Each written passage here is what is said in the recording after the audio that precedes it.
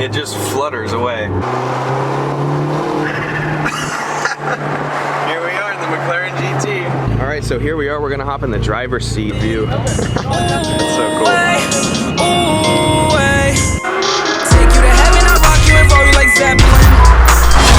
Now we actually found a 918. Better catch a little baby, you falling in love in my heart. Got a key for your mom, but it's also a weapon. Hey guys, what's going on? Daniel or LAOC Exotics here. If you can see behind me, we have the new McLaren GT. We're actually gonna do a little test drive of this. Shout out to Matthew at Newport. And we're gonna give our thoughts. We're gonna go for a quick little drive and have some fun.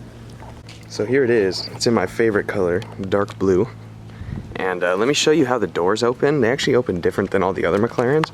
So instead of there being like a button on the bottom, like right here where usually McLarens are, all you do is you put your hand in here and it pretty much opens for you. And the interior on this one's not bad at all. It's a nice like tan color with white seats. It's pretty nice. So here we are. We got a cool view with the ocean in the back. Check that out.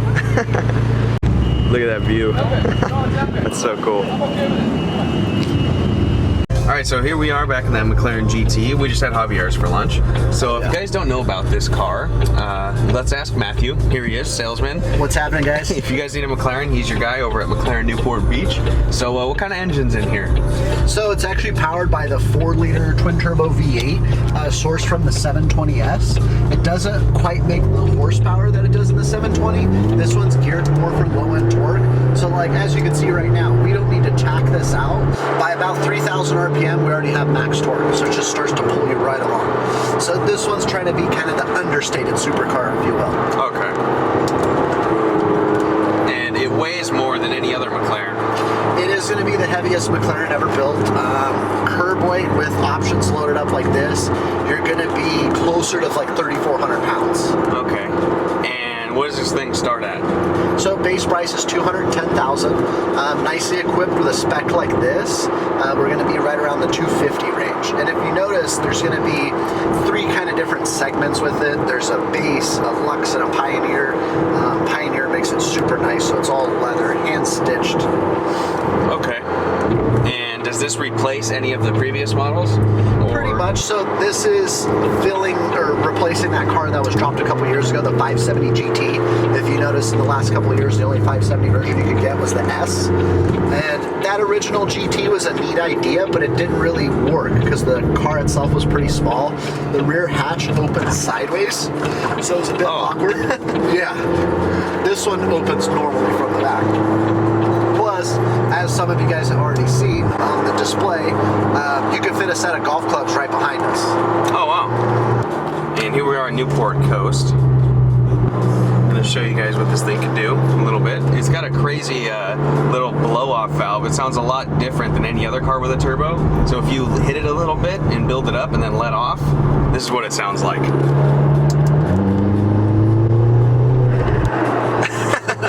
It just flutters away. Alright, so here we are. We're gonna hop in the driver's seat so I could get some first-hand experience with this thing. Compare it to all the other supercars we've been in and give an honest opinion. Alright, so here we go.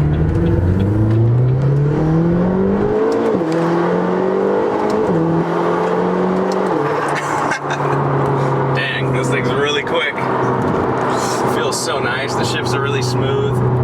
It's not bumpy at all. How do you feel like the suspension tuning is compared to some of the other ones? You've said you've driven a 650S, right? Yeah. I don't know. This just feels a lot more well-rounded than the 650S. In the bumps and stuff, the 650 is kind of sketchy and jumpy and stuff. Right now we're about to hit a jump or a bump. So yeah, I think in the 650 I would have jerked the wheel or something a little bit. This is a lot more smooth and more like road going. Yep, would have to agree with you there. This thing's definitely a lot more dialed in. It feels refined. It feels like this is a McLaren that's kind of gone to finishing school. Yeah, I agree. Oh, look at that Tesla. That's interesting. There we go again.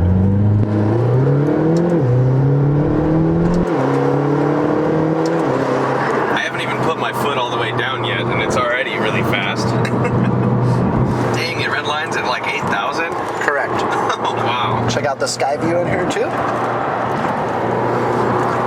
What's all this? So right here you have different modes for like daytime versus nighttime, and it's changing how much light is getting left in.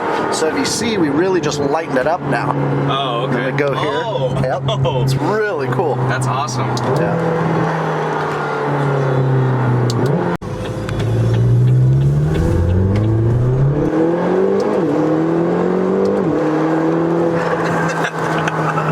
Pulls nicely. And quick. Yep. It's the same 7-speed dual clutch we put in the 720S, obviously geared for either smoother shifting. When you leave it in the automatic mode and on the performance selector down here, if we're just in comfort, the shifting is so smooth it's going to feel like an automatic with a torque converter. Oh, really? Oh yeah. So let's say you're leaving a stoplight, you're just kind of cruising, getting up to 40 miles an hour. It'll be in 5th gear by the time you're at 40. So it's gonna shift 4 times, you'll never feel it. Wow. We could demonstrate it up here if you want. Yeah, let's do it. All right, so we're gonna dial this back. So now you'll notice we're gonna go to comfort. It's even gonna tell you on the dash right there. And then we'll take it out of manual. So we'll just let the transmission do its thing. So when we leave this stoplight, just try to like ease off like you're just kind of regular type driving. And you'll see how lazy the transmission's gonna be now. See? 2nd, 3rd, that's already 4th. Oh, wow, I didn't even feel that one. And then there's 5th, and we're doing 50. Yeah. And now we're in 6th. So it's shifted that many times you can't even feel it. Yeah. It's crazy how smooth this thing is. Yeah. You feel like you could drive it all day. Yeah. And the visibility is so good out that back window. Yep. Oh, beautiful leather back there. We could fit golf clubs there too. So poor Daniel, he has to drive this McLaren GT over here in Newport Beach on PCH.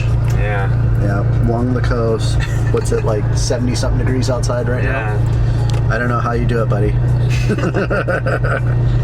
But somebody's got to review these cars for you guys out there, right? Yeah. Doug DeMuro, he can't get all of them. Nope.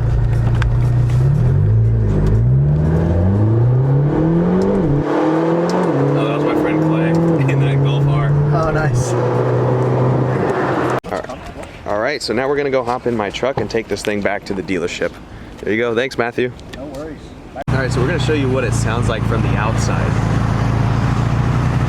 when he gets on.